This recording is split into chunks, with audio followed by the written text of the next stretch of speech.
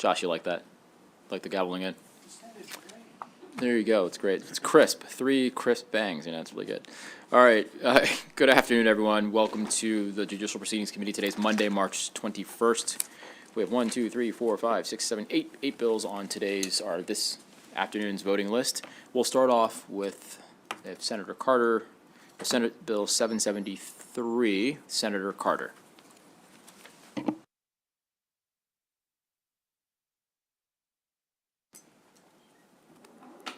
Just open this up.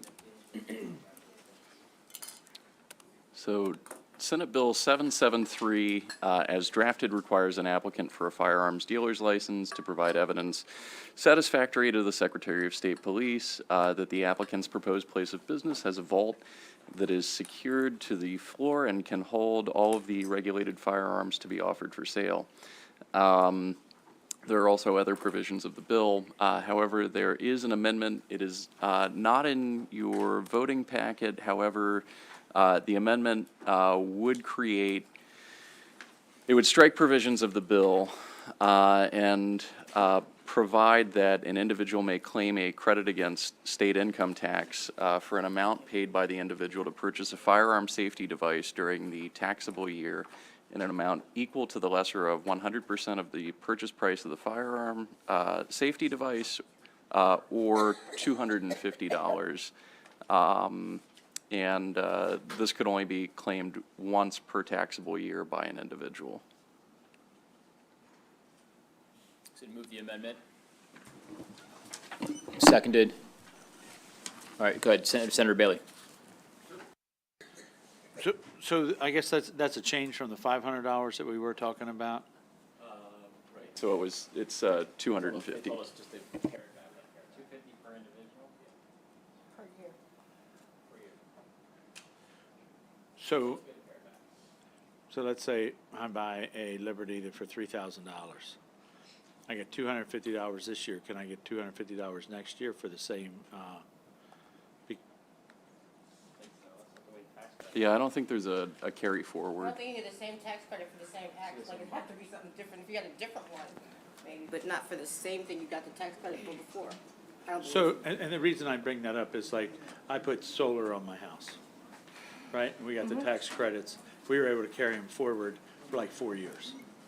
Oh, I see. No, I think this is Right, a and year. so you could use a certain amount of it each year, but you could carry it forward when you make a big investment for something like that.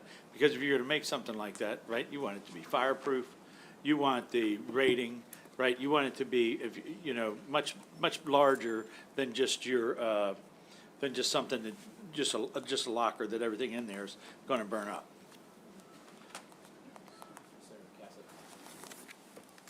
So, listening to the amendment, this bill was for safes.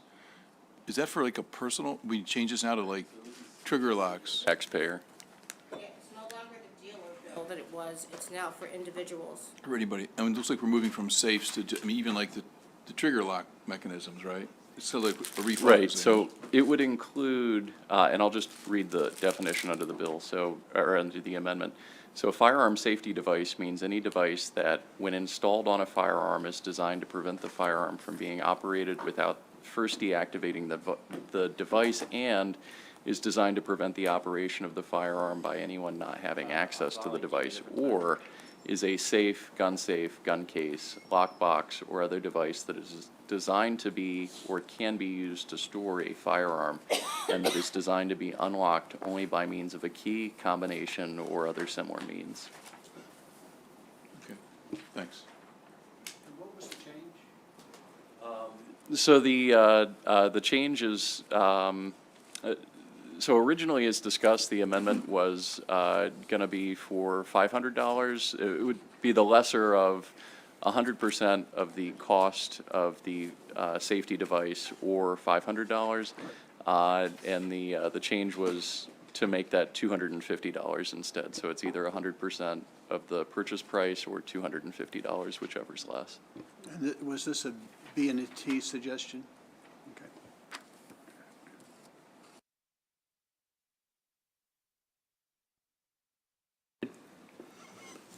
Motion's for a favorable.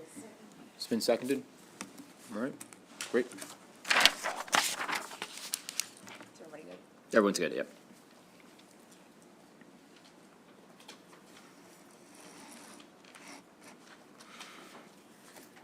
All right, I'm gonna go to Senate Bill 670, and then we'll go to Senator Lee.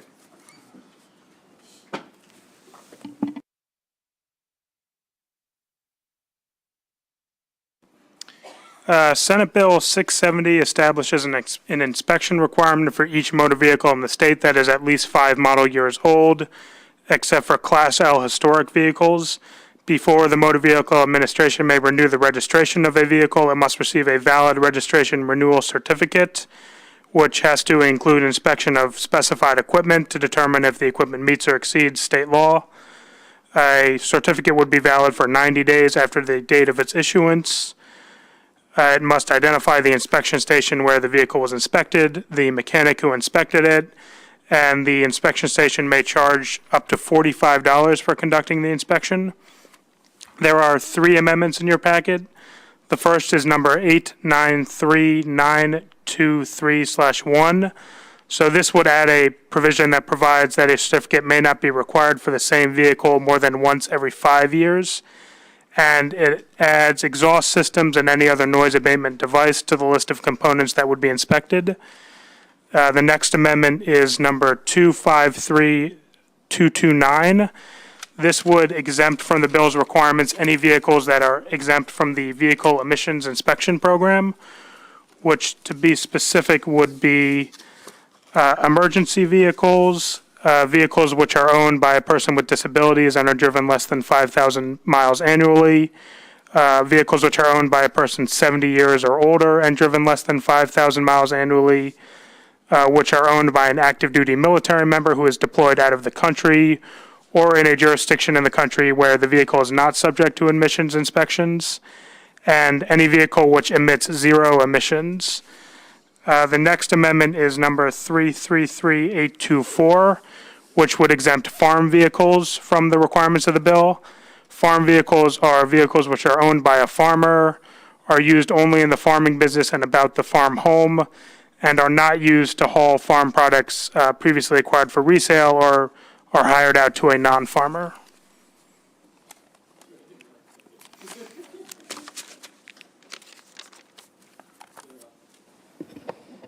Well, I mean, I have problems with this bill, but I certainly don't agree with exempting, this would be what, 0 emission vehicles? Correct. I mean, why would you do that? They have brakes, horns, mirrors, steering columns, all that. They have tires. Why would you exempt them? So, main reason of why that I put this amendment in is there's a lot of, in the rural areas, there's a lot of vehicles that people have. I'll give you a perfect example. My county is one that does not have, we do not have emissions. There's a lot of people that, go to the park and ride, and at our park and rides in Charles County, right, they get their catalytic converters are like cut off left and right. They do not put them back on, right? They just put a straight pipe on there, the whole thing. This bill would say that every one of those vehicles would not pay us, right? And so I just think that that's an issue. I mean, we don't have emissions in the rural areas. We don't deal with that to start with, and this bill would in fact put that on us as an issue that is not covered currently. And I think if it's going to be emissions, that type of thing with inspections, we should go through the normal process. I mean, I think the bill puts onerous restrictions on everybody. I think that when I used to work on cars in high school, if you buy a new car, you don't notice how much this costs. But when I used to buy used cars and fix them up and all that, back then, 20 years ago, you were looking at $600-700 to get a car through inspection. So you're looking at people now every 5 years going to be rolling up and paying, mechanics or their dealerships. I would say a minimum of $1,000 you're going to be paying to get a car through inspection, because the bill, as it's listed out too, it's interesting because it says registration renewal inspection shall include, but it doesn't say that's all it should include. So this isn't just a basic inspection. I mean, they're gonna treat it like your initial inspection, where you're gonna pay some serious cash to get your vehicle through. So I don't know why, I mean, the farm vehicles I get, because they're only driving around the farm. They shouldn't need any of that, but I'm certainly not in favor of exempting these other vehicles. I think we should just defeat the whole bill but this gets like these Teslas and stuff too? If they're fully electric, under the amendment, they would be excluded from the Oh, requirement? no. No.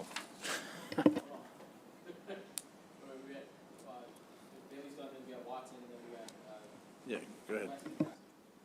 All right, thank you, Mr. Chair. So, I had a VEEP bill that was stuck in rules, and the whole thing was to, kind of carve out those folks who have taken a leap to go to electric vehicles and why they should not be a part of this regular testing requirement because they're not, having the emission that the older cars would have. But so the reason for this bill, unless somebody tells me that there's been somehow a rise in accidents with respect to disrepair, which I haven't seen anything, it just seems like another mechanism to generate revenue for some entity. I can't say that I see this unless there's a safety component to it. And if we move forward with this bill, I believe that every vehicle, even electrical vehicles, should be accounted for. If they're on a road, they have the ability to have parts fall apart. Even if they're not, doing the emission piece, we can capture that in another bill related to vehicle inspection. But, has there been any statistics that show that there's a real need for this? And we need to be honest, is it just a way to generate additional income for the state? No, in all candor, I don't have the statistics, but it was an incident in my district that a woman was hit and run over because the vehicle just had faulty brakes and had not been inspected. Because now once you get your registration, you're not required to go through that full-throated inspection. And so the goal would be, the way they came in was every other year, whenever you renew your registration. So but that's expensive, and to Senator Cassidy's point. So then we said, what about every 5 years? So that's where I came in, and then you have these amendments. So it would be $45 every 5 years after your initial purchase. So revenue generator, I don't know if it's going to generate all that much revenue, but that certainly wasn't the intent, and the intent was for safety. But to be candid with you, I don't have statistics. Okay, so 45 days is for the inspection, but then there would be, of course, the subsequent cost to correct an issue if one is found, right? And so no, I get it. I mean, for those like me who has a car on its last leg and is going to drive it until it dies, and I got all kinds of check engine lights and everything and refuse to turn it in until it actually dies, I would be stuck getting my license renewed. Is that fair? Registration. Yeah. For that vehicle. Okay, Yeah. registration. Got it. For the car. Okay, thank you. Senator West and Senator Cassidy. Thank you, Mr. Chair. So my first reaction is this is going to place a huge financial burden on the people least able to afford it, namely people who drive old cars because they can't afford to buy new cars. Then I see it in Maryland Department of Transportation has a letter in here saying only 1.1% of vehicle-related crashes listed a mechanical defect as a contributing factor. So I know there was a big brouhaha some years ago when the legislation was passed to require everybody to get their emissions checked periodically because of the cost. And the cost is, compared to this cost, insignificant. I can't remember how much it cost me when I got, it's like $20 or something, $15, $20. So I've got a question. If you were to pay all this money to do an inspection, would you get exempted from having to go and having the exhaust checked and paying more money for that? I don't know if the amendments do that, but not the way the bill's drafted. So you could end up having to have your car inspected and paying a lot of money for that, and then Yeah. a week Oh, later yeah. having to go get the exhaust system inspected, which I think doesn't the amendment Well, cover the exhaust system? Senator Bailey's amendment does touch that, but I don't know if does that exempt out the exhaust? So under the chairman's amendment, the exhaust and any other noise abatement system would be inspected to ensure that they're in compliance with the requirements for equipment on vehicles, but the emissions would not be inspected at this inspection. So I'm not sure I can support the bill in the first place, but I certainly couldn't support it if 1 week after you pay all this money to have your car inspected, you have to go and pay more money to have the exhaust inspected a second time.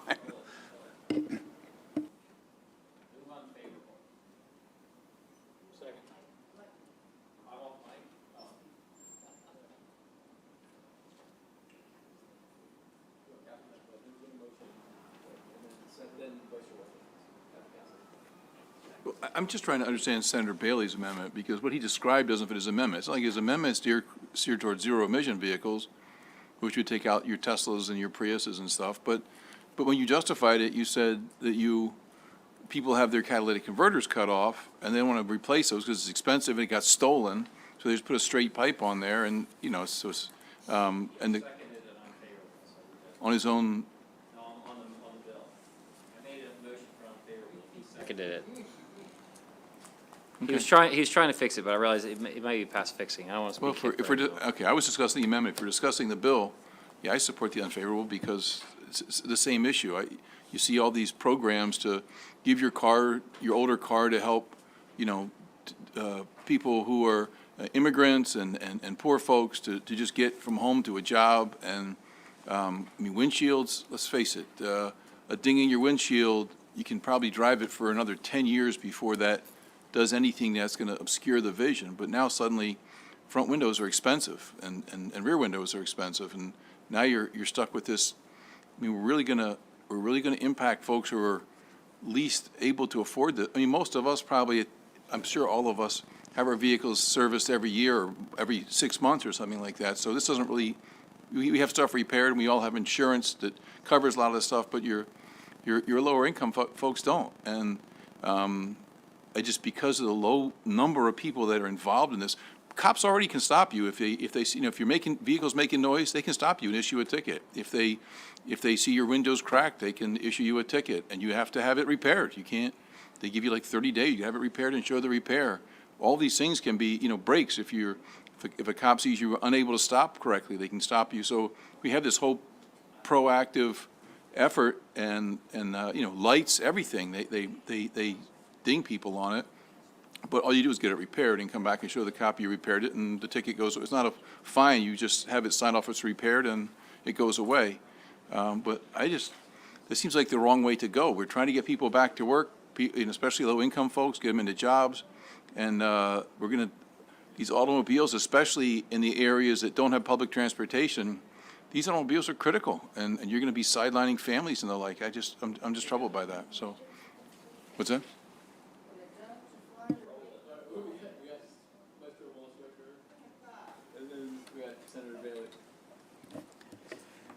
Yeah, so I just wanted to speak to the amendment, because I'm not sure how this first roll call is going to go, and if we're back on this, then we're back on the amendment. And so I think excluding electric vehicles sends the wrong signal. So I'm in support of the bill, and I think it's necessary for safety, and I was touched by the testimony that we heard here a few weeks back. It's a dramatic story, and I think we should listen to it. And I think it's terrible what happened to the chairman's constituent. But I do agree with the statement that, not purposefully, but as part of this will fall hardest on those who have older cars and those who are lower income. And the idea that we would simultaneously exclude vehicles that still, to this day, they're becoming less expensive, but are kind of generally geared towards the affluent or the upper middle class, sends the wrong signal back home. And so, you know, I have an increasing amount of Teslas in the western part of my district, and like the senator from Frederick said, they have steering columns, they have tires, they have a lot of stuff, and so requiring people on my eastern part in Wheaton and Silver Spring, near where I grew up, but not requiring the part in my western part in Chevy Chase and Bethesda, I think is not good policy. And so I don't know if we're roll calling or what, but if we come back to this bill in a way where we're voting on the amendment, I certainly oppose the amendment, no offense, and would like to see electric vehicles removed from the amendment. farm stuff, I'm fine with. So I'm just going to say. In a little bit of clarity, right, with that amendment, when the wording in the amendments said that the vehicles exempt from the emissions control program under subtitle 2, when I looked that up, I'm going to tell you right now, where I come from, we don't have very many electric vehicles. So emitting electric vehicles was the farthest thing from my mind when I came up with that, right? I was not, because nobody in my county has emissions. So that's what, I was just looking out for those issues, for those matters. I understand, but I'm ready.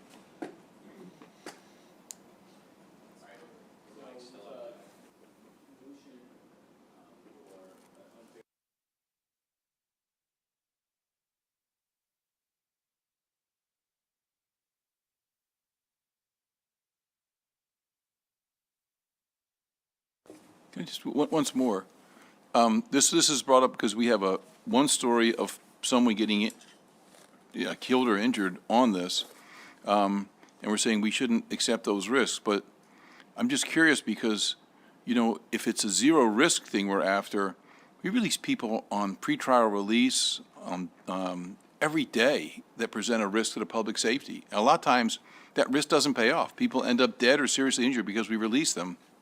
And I'm just kind of wondering how do we justify this? If there's a risk, if there's a risk, there's a risk. And I'm just, if in either event, you're saying law abiding, so.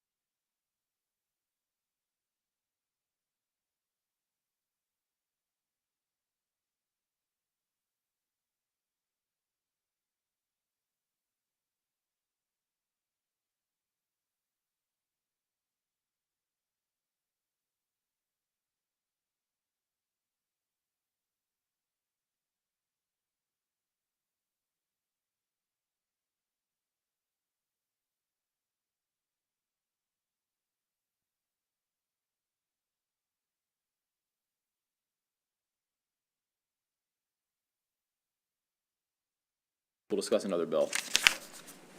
Bills help. All right.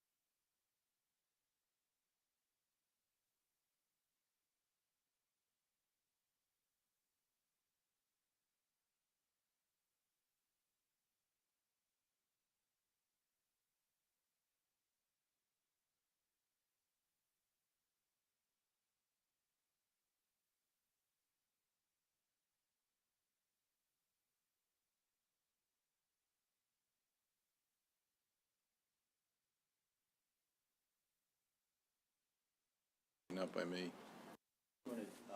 Jamie, explain it. So, as drafted, the bill specifically prohibits a person from attempting to commit, or conspiring to commit first-degree murder or second-degree murder if the person knows, suspects, or reasonably should know or suspect that the victim is a police officer. Violators are guilty of a felony subject to specified terms of imprisonment. These are the same terms that would apply to a first-degree murder or second-degree murder generally. However, the individuals who are convicted are ineligible for parole. However, the governor may pardon or remit any part of the sentence under 7601 of the Correctional Services Article. There is an amendment in your voting packet. It provides that the court may not impose less than the mandatory sentence of life imprisonment in the case of first-degree murder, or impose less than a mandatory sentence of 40 years in the case of second-degree murder. So that effectively does make it, this term has come up before in this committee, non-suspendable, non-parolable in these instances.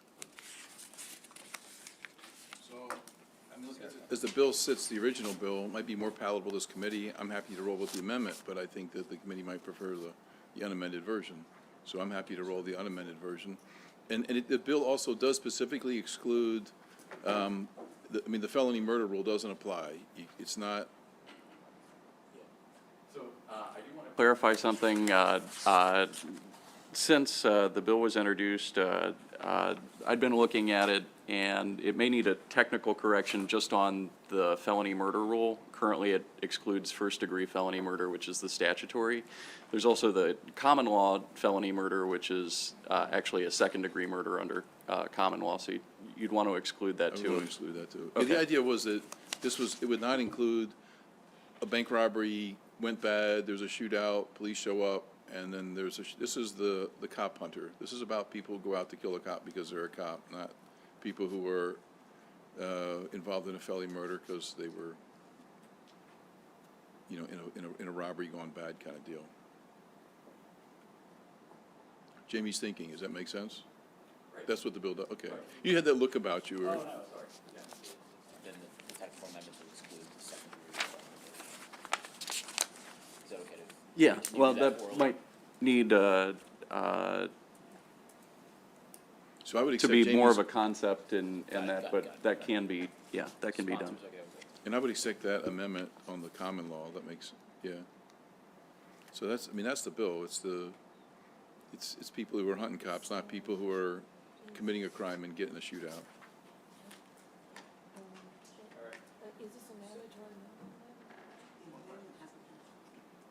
The amendment would have mandatory, as it is, it's just, the original bill is just no parole. No, mandatory. On the original. On the original bill, there is no mandatory. In the amendment, there's mandatory. Senator Watson? Yeah, my question is about conspiracy. So, wife is seeing a cop. I'm pissed off. I try to get somebody to take the cop out. It gets thwarted by an undercover cop who finds out. This bill, I fall under the pieces of this bill because I did conspire to take the life of somebody I knew to be a cop. And I didn't carry it out. I couldn't carry it out because it got thwarted. But I'm still subject to life in prison. We didn't include the mandatory minimum. So what would I be subject to under that? You wouldn't be eligible for parole. I would not You be would do eligible. straight time. But that's, Clarified, first-degree murder does require a life sentence, but without that language about non-suspendable, the court is able to suspend part of that life sentence. So how you would see that play out would be like saying that the court suspends all but 30 years of, the sentence, and then functionally the person is sentenced to a sentence of 30 years. But you're gonna do that 30 years. For conspiring. his scenario. Right. There's just conspiring. Right, You still get your 30 years? right. Well, you get Well, whatever. I mean, in that hypothetical, Well, if you got 30 years, right? you may not get the 30 years. The gist of the bill is whatever they give you, you're not eligible for parole. It's like, it basically says you're doing this in the federal system. In the federal system, there's no parole. No, I consider it. I'm just trying to look at this crazy scenario where it's a crime of passion. And I'm legitimately pissed off, and I can't go through with it. So I'm looking at 30 years for trying to go down that path, right?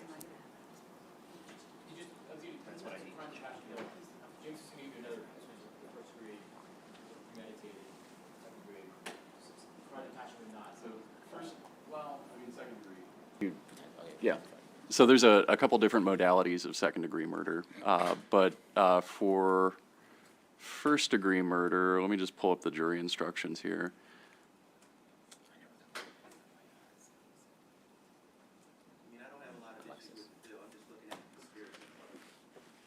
Carry it out, you know, I get it. But if you tried to carry it out and it got thwarted, you're still subject to substantial time. So just, the chairman had indicated the distinction between first and second-degree murder. I'm just reading from the jury instructions. There are 2 degrees of murder, murder in the first degree and murder in the second degree. The distinction between murder, first-degree murder and second-degree murder is based upon the elements of premeditation and deliberation. All murder perpetrated by means of poison, lying in wait, or by any kind of willful, deliberate, or premeditated killing is murder in the first degree. So in order to convict a defendant of murder in the first degree, the state needs to prove beyond a reasonable doubt, first, that the defendant that their conduct caused the death of the victim, second, that the killing was willful, deliberate, and premeditated, third, that there was no mitigating circumstance, and fourth, that the killing was not justified. There are a couple of different modalities of second-degree murder. You can have second-degree murder with intent to kill or inflict grievous bodily harm. You can have depraved heart murder by omission of a legal duty. You can also have felony murder in the second degree, which is a common law. But you exclude felony murder. Which you would exclude with that, which, Yes. right, regardless of whether the amendment in the voting packet is, that's intended to be excluded. So I can run through those, or any of those. But the gist of this is, we're not changing the sentence for any of those. Whatever the sentence would be, because it was a conspiracy you didn't carry out, we're not changing those sentences at all. All it's saying is when the judge is done and he says you have 20 years to serve in the DOC, you're serving 20 years. You don't get any parole. You're going to serve your 20 years. That's the intent. So it doesn't change what the judge would give you or not give you. That would be the amendment, but we didn't bring the amendment in. Are there any other, so without this bill right now, if somebody wanted to kill a cop, you know, what happens? It's just normal first degree or second degree murder? Like anybody else. And so I guess, you know, my heart of hearts, it's like, okay, we're creating another super duper protected class of people where common folks are getting shot every day, and the perpetrators aren't subject to the same level of responsibility in my mind. And so, you know, I'm struggling right now. You know, I understand it is heinous. You know, we've seen incidents where people have gone right into a window of a car and shot cops right in the head and killed them. That's a big deal. But to put them up on this pedestal, even though they're out there protecting us each and every day, you know, I would rather go the other way personally and raise all standards for first-degree murder to a higher level versus putting this subpopulation of folks, you know, way up here. I mean, that's what I'm struggling with. Sure. Well, and the reason we do it is because we have a severe shortage of police applicants across the state, and we have a severe shortage of actual cops in a number of jurisdictions. It's because we tell these cops, go out and, you know, go sit in the worst neighborhoods in the state and be there and hang out, which none of us would do other than as part of your job. And they're there every day for a career, 20, 30 years out and about. And if we're going to expect to attract good police officers to do that, and not people who just needed a job, we got to stand behind them and say, look, we really look negatively on this. And that's it. It's just that if we don't stand behind the cops, it's like standing behind our soldiers. You know, the whole idea of, you know, leave nobody behind. That's such an ethos in the military. I mean, in the normal world, we leave people behind, but it's important that soldiers go out on the battlefield, know that they're not going to leave you behind. They will do everything to come and get you. Maybe we'll lose some more people getting you, but that's our ethos. And I think that when it comes to law enforcement and recognizing how critical attracting good people and keeping them is, and how it undermines the entire system of justice when you are able to take out, I mean, there's a symbol of justice in the neighborhood, and people are targeting them. I think it's not that one life is more valuable than another. That's not what this suggests at all. It's that we need to send a really strong message that those guys and gals are out there for us. They're for your safety, and they're accepting a higher level of risk than other people. And that's what it is. It's just a public statement that we really need them out there. And I appreciate that, thanks. What do you want to do? Sorry, We should vote on the amendment. on the, yeah. Well, on the amendment to make it non-suspendable, or No, just the no. amendment to do the concept of? Yeah, right. yes. Second. Yeah. Right. Okay. All right, it's been seconded. Do you want to do a roll call, or you're good, everyone's good? Well, I'm not going to, you going to look at my vote? I think some people. We're on the bill. Yep. Never mind. Oh, sorry, good. Sorry, what? They put the technical amendment on, and now we're rolling the bill. Democrats would like Yes. us to just vote down. It's up to you. Oh, it's fine. Yep. Oh, wait, all right. We voted down your first proposed amendment. We didn't take it up, okay. Bring my first Got it, I understand. Yeah. I haven't introduced it at all. Got it. So the amendment would be to exclude felony second-degree murder. Yes. Second-degree felony murder. You're right. All right. And we discussed and debated that prior amendment, decided not to go with it with the committee's will. So, all right, is everyone okay? Do you want to do roll call on the bill with the amendment?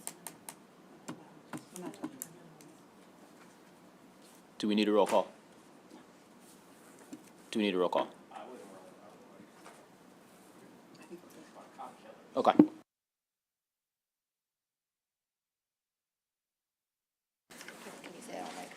The bill passes unanimously without those amendments. Yeah. But with the other one. But with the other amendments, yeah. Clarifying that second-degree felony does not count.